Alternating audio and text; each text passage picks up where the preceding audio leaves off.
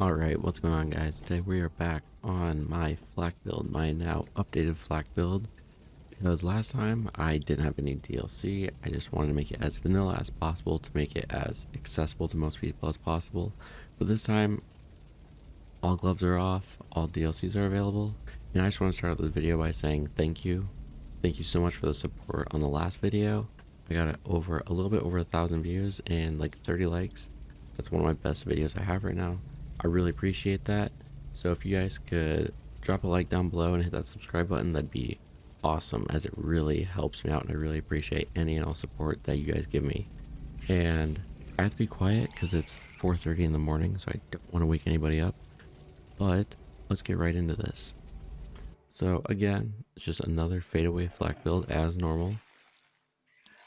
Now I'm going to go through this like I would if I was leveling up from 0 and up to 65 or whatever.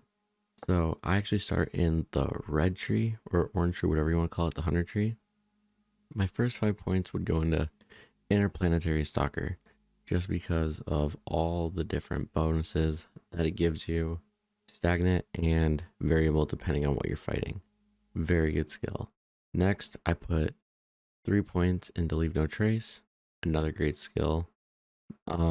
Just helps with ammo, especially in the early game. You run out of ammo a lot less as long as you can aim pretty well.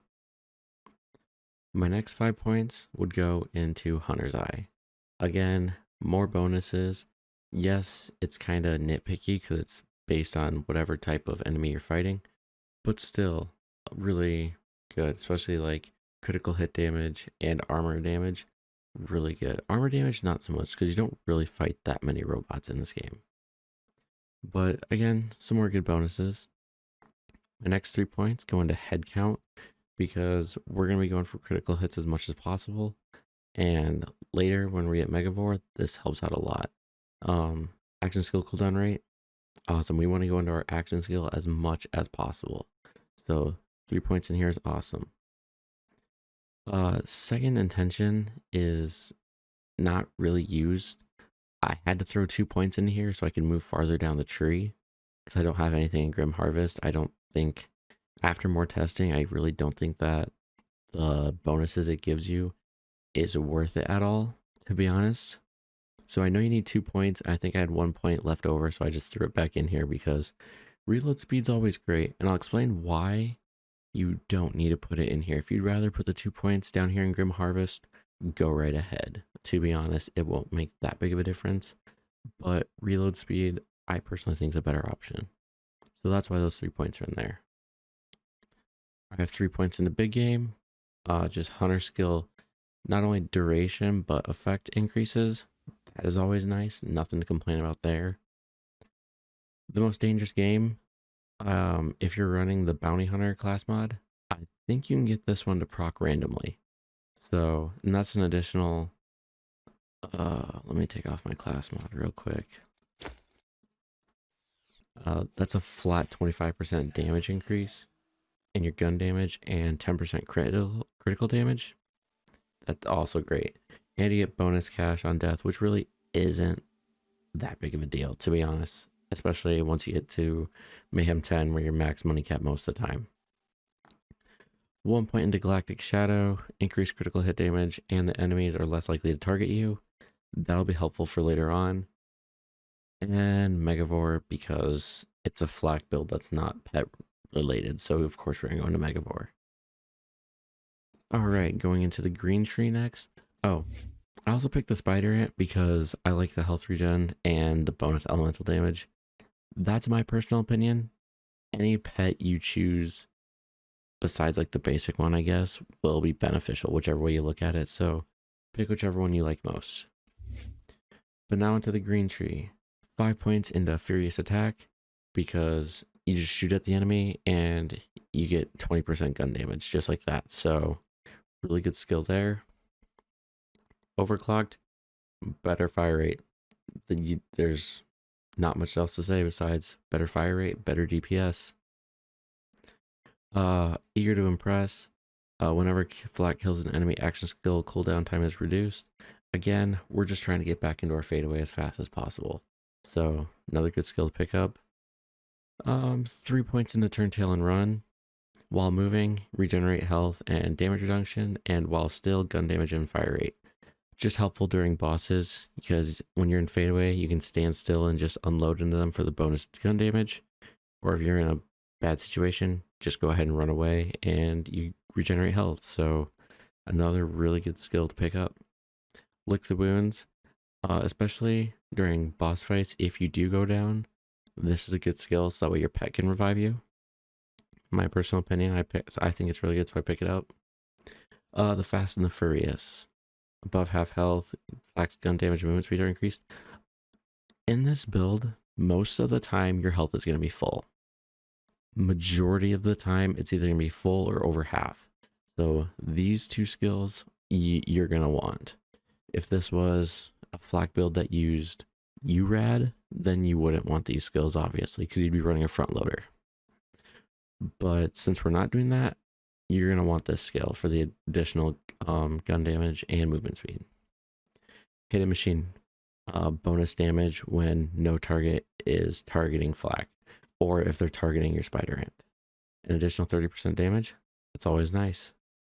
And the Power Inside, 25% damage increase on action skill activate, or 50% if you're at full health. Like I said, you're going to be at full health or at least above half. So either way you look at it, this skill is really good. And then finally, moving on to the purple tree, we have agility training, which is 40% reload speed. And this is the reason why I really don't find a reason for this skill here. Because if you have 5 points in it, it goes up to, I believe, 15%. And how many stacks? I'm sure it's like this bonus. Oh, okay. So yeah, it's like 15 and then something other percent. And you have to put 5 points into this. And it's only on kill skill. You don't even get it all the time. Where you can go and put 5 points in here, get 40% reload speed all the time. Whether you get a kill, whether you get a critical hit kill, no matter what, you get it. There's no reason at all to pick up this skill now that they added in agility training. And if you're running, if you have the Jabber as your pet, it boosts their reload speed, or the the loaders. So that's why I picked that one up. If you don't have DLC, I don't know what to tell you, but I wouldn't. You might as well fill that one out. And Grim Harvest, that's what I would do. I'm pretty sure that's what I did in my other video too. And I have 3 points into better toys for the better rate and the lower recharge delay. Again, our shields are going to be up majority of the time, and our health is going to be maxed out all the time. So this just helps out with that. And nothing in Blue Tree, because there's nothing beneficial in here, since we're not really relying on our pet at all. Also, Gorillas in the Mist, I wouldn't really run this unless you're going up against a boss. Even then, certain bosses like Grave Ward or General Trant, you don't need it. Or yeah, you just don't need it. You'll 3-shot them with the guns I'm going to show you. But let's say Wotan or Psycho Reaver, those guys, yeah, I'd put on Gorillas in the Mist. That'll help out a lot. But otherwise, use Not My Circus, because that way when you get out of fadeaway, all the enemies are going to be taunted towards your spider ant, which gives you the bonus damage here. So that's why I have this. And Unblinking Eye, obviously, bonus critical hit damage. Why would you not? Now on to the weapons. The reason this video took so long, to be honest, is Arms Race. The Arms Race DLC was not nice to me. This was the only good plasma coil that I got. This was only one of 2 plasma coils that I got, actually. I died with the other one though, but it only gave me 1 extra charge of rack attack. It wasn't gonna be helpful anyways. But this one is really good. If you have this one instead of Gorillas in the Mist, After your 3 shots, the magazine and the next one will take out the Kraken and any of the Valkyries. This gun is stupidly good, and it melts Wotan too. So again, amazing. No reason any of the characters should not have this weapon. Light show. I have a ton of light shows, either with consecutive hits or ASA, or this one's fade away. So yep, that's what I have for these.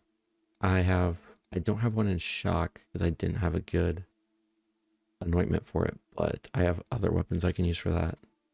I have a Hellwalker with ASA 200%. This is nice. It works with either Gorillas in the Mist or if you have Not My Circus. You don't get the bonus damage all the time though, so I would highly, highly, highly recommend getting one with consecutive hits. That is just 10 times better. Because not only do you get the bonus damage, I think it goes up to 300% all the time, and then plus your fade away. This thing can like 2 or 3 shot the Kraken and Valkyries. It is just so good.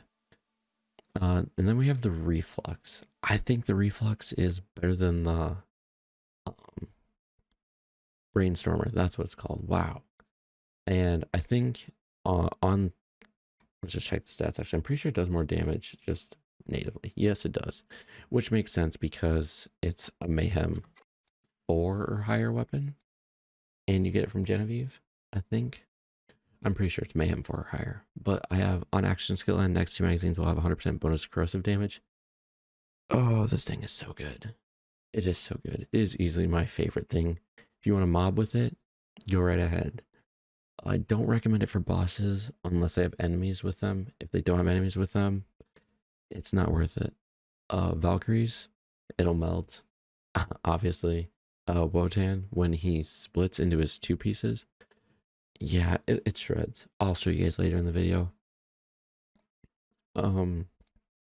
So for the anointments in general, for whatever weapon you decide to use, ASE anointments are good. ASA anointments are okay. Consecutive hits is probably the best one. That is the best option for this build, in my opinion. You might think otherwise, but if you don't want consecutive hits, then do ASE. That's my 2 cents anyways. For shields, I don't have much. Plus Ultra, if I'm feeling cocky, I'll run a rerouter just for even more damage with my Hellwalker. Only reason I use this is if I'm going up against Wotan and want to use my Hellwalker. That's about it. Otherwise, these are the only 2 plus ultras that I've gotten that have ASE.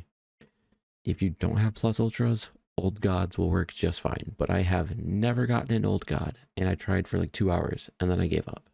So yeah, I have whatever ASCs I don't have in shields, I make up for with grenades. I like the Hex. It's my favorite gun. I mean, weapon grenade. Wow. So I have 2 hexes and a hot spring for healing. Because why not? To be honest, I just wanted to try something besides the hex. Use whatever grenade you like. It doesn't make a big difference. Just make sure you have ASCs on them. That's ending character though, so I don't have to tell you that one. Class mods. I would run Bounty Hunter majority of the time. The only time I'm not running Bounty Hunter, I'm running Stackbot, and that's against Psycho Reaver, Tyrene, Troy, like single enemy. That's the only time I run Stackbot, which is ironic because the Bounty Hunter says it's for bosses because it treats them as all the same. It really doesn't make a difference. Some people might not consider these god rolls, but weapon damage, weapon critical hit damage, action school cooldown rate, and Vladoff weapon damage and normal weapon damage. I use the light show and a couple other Vladoffs down here, as you'll see. So it's honestly, these are pretty good rolls for me. I'm not complaining. These are just the 2 that I have though. If I could, on my Bounty Hunter, I'd recommend getting +3 in Big Game Hunter. Is that what it's called? The most dangerous game. My bad. I would get +3 in that. That I think is your best option. You don't really need this +1 in Frenzy. It's all right. It kind of helps, but not really. Or get +3 in this. I don't get +5. There's not enough. Yeah, there's just not enough reason for it. I mean, if you really want to use it against bosses, be my guest. But I don't think it's worth it. I think +3 in this is your best option. And the Pearl of Ineffable Knowledge. Come on. It's the best artifact in the game. If you don't want to run that, then Snowdrift, Victory Rush, so you can slide around, and Elemental Projector, Victory Rush. Victory Rush is my other favorite artifact. That's why I have these two, because Elemental Projector, if you have a dot on yourself, you're kind of shooting yourself in the foot, literally. So don't recommend it. I'd probably just run the Snowdrift Victory Rush. But if you want a little bit of extra damage, but lose out on some other ones, on some other bonuses from your skill tree, go ahead and run an Elemental Projector. But the Pearl is your best option.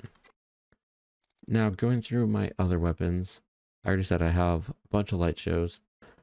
The Gargoyle is amazing. On action skill end, splash damage is increased by 200%. This is great for the not your bullets that you're shooting, but like the little orbs that follow it. And when you reload, how they shoot out like 5 of them, these do immense amounts of damage. It is insane. So I think this is a really good anoint. Consecutive hits would also be good. And that's all I have to say about that. Tizzies. Both of these anointments suck. I have these because these are the only 2 Tizzies I've ever gotten. I cannot get any more, and I have been in the Arms Race DLC for a maximum of 20 hours so far. I am over grinding it. I will go back eventually and try and get better anointment rolls on them, but I am over it right now. The Hornet got a buff. I don't remember how long ago, but now that I'm using it after buff, the Hornet's really good. It reminds me of the Borderlands 2 Hornet, where you could run through the entire peak with it if you wanted to. This is just as good now, especially with this ASE anointment. Top tier. Easily top tier. Maybe not S tier, but A tier. Easy pick. These Maggies with all ASE anointments, weapon damage increased, and incendiary and corrosive. Just because those are the best options, and these are the best Maggies that I've gotten. Again, consecutive hits would probably be better, but this is what I got. Flipper, consecutive hits.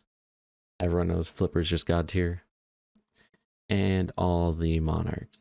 You guys should have seen this coming. Everyone and their mom on Flak runs these. If you're gonna run an ASA Monarch, run Gorillas in the Mist. I don't need to tell you that. That's just obvious. Because those 3 shots ain't gonna do nothing. So Gorillas in the Mist for the Monarch. Unless you're running an ASC one, then you can run Not My Circus. But yep, I have Corrosive one with ASC Cryo, Fade Away, ASA, and just no element with ASE. To be honest, get the ×4 versions. The ×8 version, when I saw that I got this, I was excited. But then I realized I'm running out of ammo so fast that it's actually a hindrance. I can get out more damage with the ×4 versions than I can the ×8 version. If you want to use the ×8 version, be my guest. I just don't recommend it. Stratifier also got a buff. When I run it, I do the double barrel with ASA, so obviously Grills in the Mist again. It's pretty good. Now after the buff, it's pretty good. It's not great. I'd put it at like a B tier, maybe. B minus. I'm not going to say C tier, but like B minus. It's okay. And then I have these 2 Brainstormers. One with consecutive hits because you shoot it once at a mob and then it's maxed out and you can melt things. And this one's an ASA of 200%. Whichever one you prefer. This one's redundant. So I don't use it that much because you get like, let's see, 5 shots out of it. This one I get 8, and you get more damage in the end with it. So I like this one better. The Anarchy. I believe statistically the Anarchy with full stacks is the most damaging shotgun in the game. Correct me if I'm wrong though. But if you know the way where like you go into your inventory and back out mid reload to build up a stack, just do that 10 times before you go anywhere, and you will melt everything you walk into. It's kind of hilarious. This one, ASE, an extra 100% radiation damage. All around great shotgun. If you're worried about healing, Heartbreakers. Heartbreakers, Heartbreakers, Heartbreakers. Do not use the slow hand. It is garbage. But for this Heartbreaker, ASE 100% weapon damage, and this one ASE radiation damage. I like this one, the cryo one, because I can freeze them and they explode with radiation after. That's nice. Conference Call. I got it at the end of Malawan Takedown and I picked it up because it looked cool. The Conference Call isn't a bad shotgun. It's just overshadowed by the Hellwalker, Brainstormer, Conflux, and the Heartbreakers, to be honest. But it's okay. If you want to use it, if you have a couple and that's all you got, they're good. Complex Root. If you can get this with Corrosive and an ASE or consecutive hits that can benefit you on big bosses, this will be great. I'm telling you right now, this thing can melt. Same with the Sandhawk. I have action skill active 200%, so this can do work on some bosses. Not all, but some bosses. And it looks like that is everything that I've gone through. At the end of the video, from this point on, I'm just gonna roll some footage of me going through the Malawan Takedown. I'll just highlight the important parts, the good parts, and I'll leave it at that. If you guys enjoyed, leave a like, comment down below, and hit that subscribe button. I really appreciate any support you guys leave me. And with that, I'll see you guys in the next one. Peace.